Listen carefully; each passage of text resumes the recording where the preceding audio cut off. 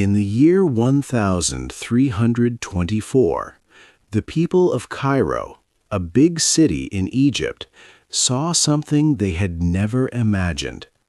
A very large group of people and animals arrived, stretching far across the desert. It looked like a shining river of gold moving through the sand. This was not a small group. It was like a moving city. There were about 60,000 people in this journey. 12,000 servants walked, dressed in special silk clothes. About 80 camels also walked with the group. Each camel carried a heavy load of gold, around 300 pounds.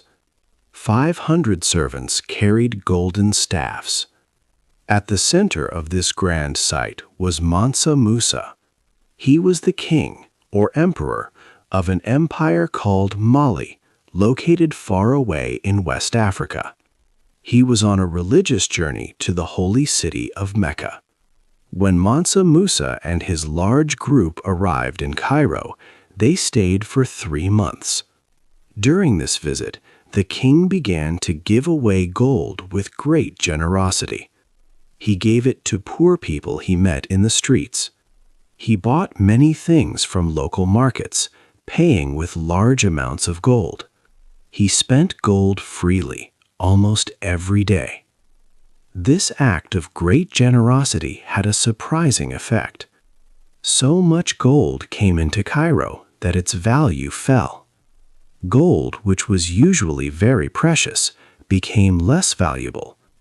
If a merchant had a lot of gold before, it was now worth less. This caused a big problem for Cairo's economy. The price of gold stayed low for more than 10 years after Mansa Musa left. People from all over the medieval world were shocked. They had never heard of one person who possessed so much wealth that he could change the price of gold in a major city. This incredible event made people ask a big question. How could a king from an empire that many people knew little about have such riches? Mali was often seen as a hidden empire. Yet this African king had more gold than many powerful European countries combined. His spectacular arrival with 60,000 people and dozens of gold-laden camels marched into a city, threatening to change the global economy forever. Everyone wondered, where did all this gold come from? How it all started. Before Mansa Musa, there was another empire. The Mali Empire started in the 1200s. It rose after the Ghana Empire became weak. A strong leader named Sundiata Keita brought small kingdoms together. He built the Mali Empire near the Niger River. Sundiata understood that trade was very important. He knew that controlling trade routes brought more power than having many soldiers. Mali was in a good place. It was between the Sahara Desert and Greenlands. Merchants from North Africa brought salt, silk, and spices. Traders from West Africa offered gold, ivory, and nuts. The Niger River helped too. It was like a long road for boats. It helped people and goods move easily. Mali had much gold hidden underground. The empire controlled many rich gold mines. It produced almost half of the world's gold at that time. Then came Mansa Musa's leader, Mansa Abu Bakr II. He was a king before Musa. Abu Bakr II had a big dream. He wanted to find out what was at the end of the Atlantic Ocean. He believed there was more to the world. First, he sent 200 ships into the ocean. Only one ship came back. Its captain told a story about a big whirlpool that took all the other ships. But Abu Bakr too did not give up. He planned an even bigger trip. He gathered 3,000 ships. These ships were full of food and water for many years. Before he left, he chose Musa, his helper, to rule for a short time. Abu Bakr too sailed away with his big fleet, but he never came back. The 3,000 ships were lost at sea forever. No one ever saw them again. Because Abu Bakr too never returned, Musa's temporary rule became permanent. He became the new Mansa, the new emperor. This was special because Musa was not born into the royal family. He was chosen because he was good at leading.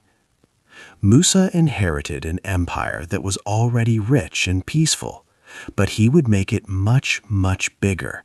He would make it much, much wealthier. His reign was about to start an amazing time for Mali. 3. Salt and gold. Mali was a large empire in West Africa with a very special geography. It stretched from the dry Sahara Desert in the north to green savannas in the south. This position made Mali a natural center for trade. The Niger River also flowed through the empire. This river was a vital water highway, helping people and goods move easily between regions and connecting to desert trade routes. Mali's great wealth came from two main treasures, gold and salt. In the medieval world, these two items were very important. Mali had some of the richest gold deposits found in areas like Bambouk and Bure. During Mansa Musa's rule, Mali produced almost half of all the gold in the world. This large amount of gold gave the empire great power. The empire had a smart system for its gold. If anyone found a large gold piece, a nugget, they gave it to the emperor. In return, the emperor gave them the same weight in gold dust. This dust was used for everyday buying and selling. This rule helped the emperor keep pure gold. Also, Mali kept the locations of its rich gold mines a secret. By controlling who entered these areas and having strict trade rules, the empire hid its gold sources from other nations for many centuries, protecting its advantage. The other precious treasure was salt. Today, salt is common, but in Mansa Musa's time, it was called white gold because it was so valuable. People needed salt to keep food fresh, especially meat. So salt was not just for taste, it was for survival. Mali controlled big salt mines deep in the Sahara, like Tagaza and Taoudeni. Merchants from the north traveled difficult routes to bring salt to Mali. They traded this salt for gold from the south. Sometimes a pound of salt was worth a pound of gold. This showed how crucial salt was for survival, more than gold, which was for luxury. Mali kept these trade routes safe. The empire also controlled the Niger River, a key waterway for goods and taxes. Controlling both gold and salt and their routes made Mali an incredibly rich and strong empire. 4. The Great Journey. Mansa Musa began his great journey in the year 1324. He wanted to travel to Mecca, a holy city. This religious trip is called the Hajj. It was a very important duty for him as a Muslim leader. But Musa's Hajj was unlike any other. It was a journey that showed the world his vast wealth and power. His caravan was enormous, like a moving city crossing the sand. About 60,000 people were part of it. This included many soldiers who protected them, doctors to care for them, and officials to manage the journey. There were also entertainers and many other helpers. A special group of 12,000 servants walked in the procession. They were dressed in beautiful, fine Persian silk. Each of these servants carried heavy gold bars, weighing about 4 pounds each. This grand display made a strong statement about Mansa Musa's high status to everyone who saw them. The caravan also had many camels. Around 80 to 100 camels carried the empire's wealth. Each camel was loaded with a huge amount of gold dust, from 50 to 300 pounds. 500 servants carried golden staffs that weighed over 10 pounds each. Many horses, sheep, and goats also traveled with the group. This impressive procession traveled for more than 4,000 miles. The journey was very difficult. They crossed the vast, hot Sahara Desert. It was a long trip that took well over 1 year to complete. From Niani, Mali's capital city near the Niger River, they went through the desert to Egypt, then to the holy city of Mecca, and finally back home. Along the way, Mansa Musa's caravan proved Mali's strength and riches to every kingdom they passed. In July of 1324, the caravan finally reached the outskirts of Cairo, Egypt. Cairo was a large and important city, one of the biggest in the world. The powerful Mamluk Sultan, Al-Nasir Muhammad, ruled it. Mansa Musa stopped outside the city for 3 days, camping near the famous pyramids of Giza, where he focused on his prayers. Soon it was time for a meeting between Mansa Musa and the Sultan. This was a very formal event. People expected Musa to bow down or kiss the ground as a sign of respect to the powerful Sultan. These were common acts of submission to rulers. However, Mansa Musa believed he should only bow to God. He stood his ground. He had to make a choice. Would he follow the local custom and bow to another ruler, or would he show his own unique power and refuse? 5. Too much money. Mansa Musa's large caravan arrived in Cairo, a big city in Egypt. He had so much gold, more than anyone had ever seen. For 3 months, Musa stayed in Cairo. He was very generous. He gave away gold to many people. He gave gold to the poor on the streets. He bought many things in the markets. He paid very high prices. He also gave large amounts of gold to build mosques. He gave away 20,000 ounces of gold in Cairo alone. Musa's servants also gave gold to people. Every Friday, Musa paid for a new mosque to be built during his journey. This was good for some people, but it was very bad for Cairo's economy. So much gold came into the city that gold lost its value. Before Musa arrived, gold was worth a lot. After his visit, gold was worth much less. It was like suddenly having too many apples in a market. Their price goes down. The merchants in Cairo were shocked. They had gold, but now their gold could not buy as much as before. It felt like they had become poor, even with their gold. The price of gold went down by about 25%. This made prices for everyday goods go up a lot. People needed 4 or 5 times more money to buy food or clothes. This problem lasted for more than 10 years. The gold market did not get better for a very long time. Mansa Musa had accidentally broken the economy of a powerful nation. When Musa understood the problem, he tried to fix it. He tried to buy back some of the gold from the merchants. He offered good prices and paid interest. He wanted to take the extra gold out of the city. This helped a little. Gold prices started to go up again for a short time.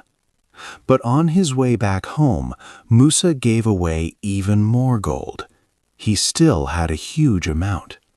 so the prices of gold dropped again.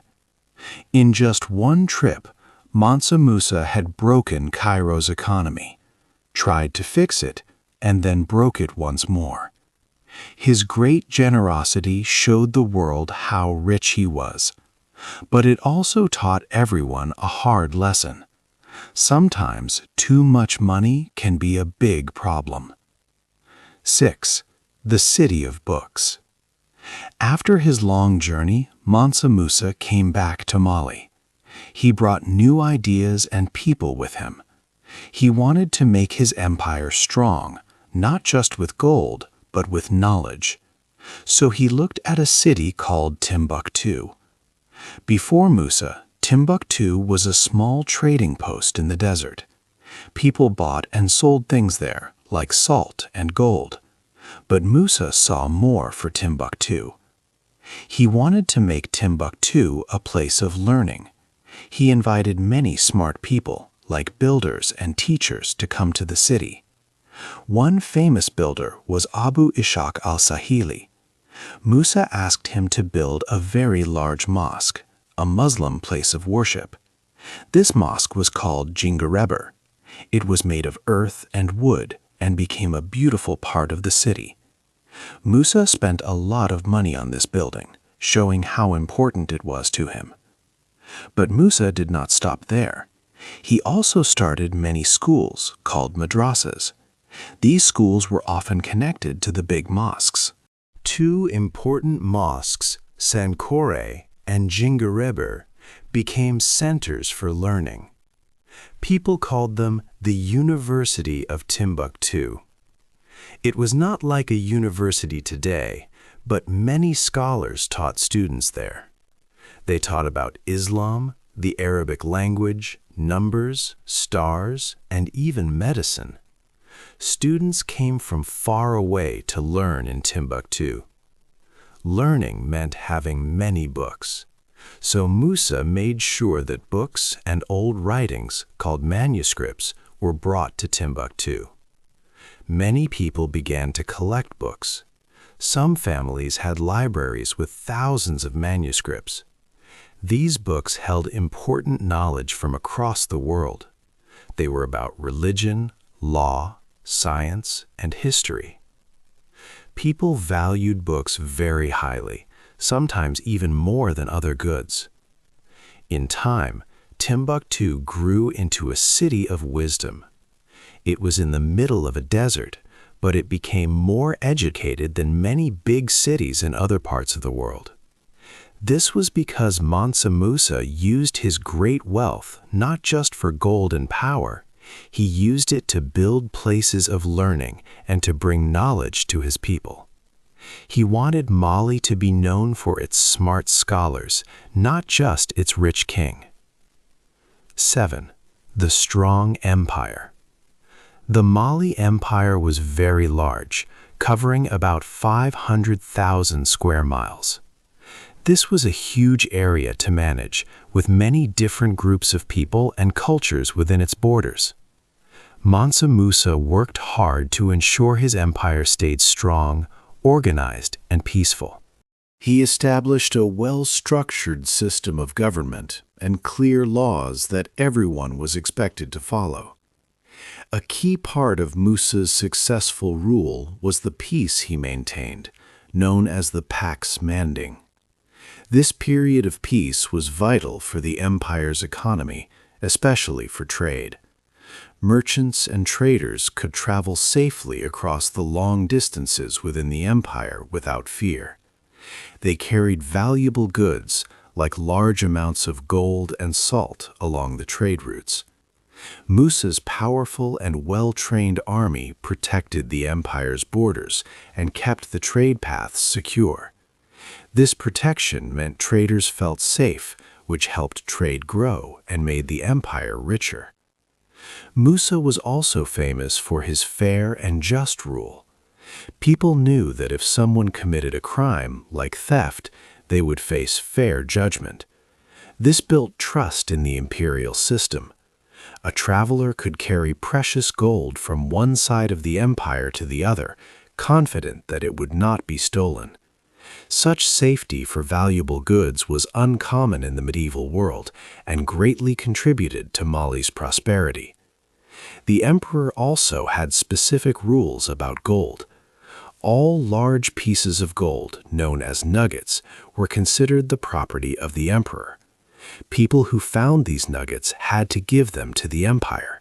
In return, they received gold dust, which was used for everyday transactions. This system helped Musa gather vast amounts of gold for the imperial treasury and ensured the economy remained stable. Additionally, the empire collected taxes on all goods moving through its territory, adding even more wealth. Musa's empire included many cities, towns, and regions.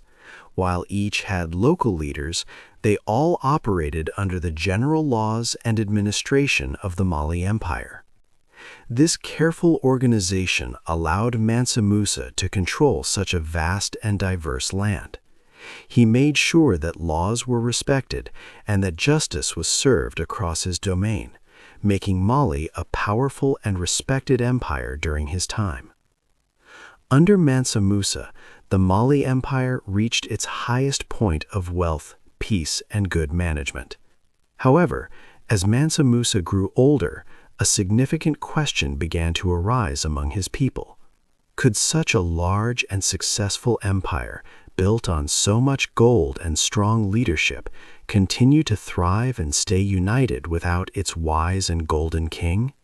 This question presented a big uncertainty for Mali's future. 8. A Great King's Story. Mansa Musa died around the year 1337. After his death, the great Mali Empire began to face many problems.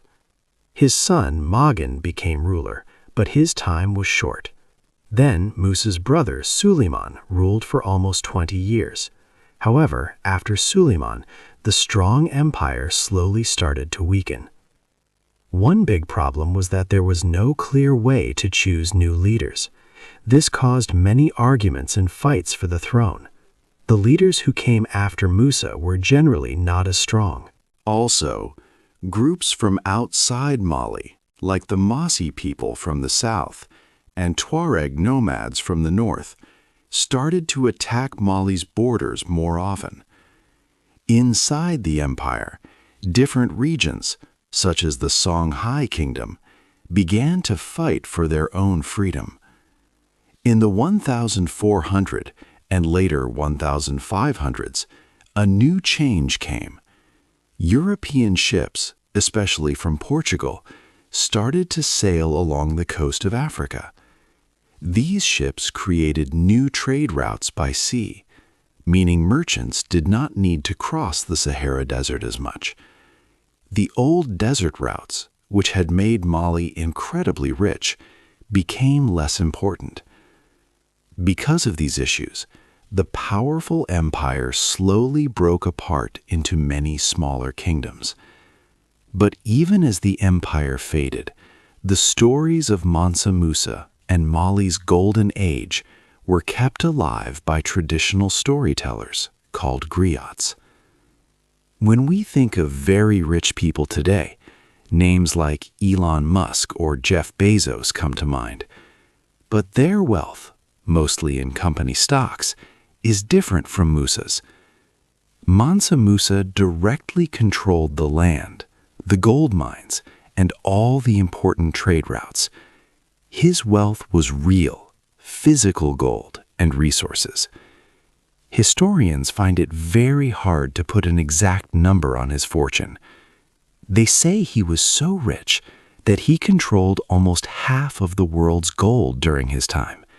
He could even give away so much gold that it changed its value in other countries for many years.